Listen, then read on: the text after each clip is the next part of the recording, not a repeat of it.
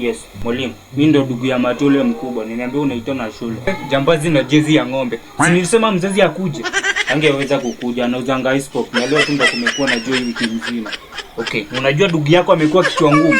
Ndio kinyani utasikia hivyo. Hivyo ndo utafikiria kwa ofisi yangu. Kwani kuwa watu wafikiri. Wajua tumeshika ndugu yako na banki. Na nilijua tu ni yali chukua na vile nilizitafuta. Mbona sikuelewi? Oh, sorry.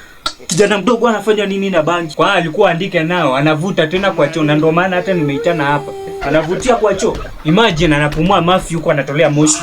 Na mlijuaje mlikuwa mnafanya nini kwa choo ama hata mnamwekelea? Sasa tunamwekelea aje na hadi masikio sasa ni nyeusi. Alikuwa anatoa moshi hivi. Si nilimkataza kuvutia shule. Ukamkubalia vutia wapi? Mimi sikumkubalia. Ako wapi kwanza? Sio huko kwa kiwanja anahesabu nyasi. Tunangojea banki ipungue kwa akili ndio sasa tudili na yeye. Aje sasa si nimpila 70 bob na mwaka. Ngoja, ama wewe ndio pedi wake? Yeye mkao uko interested.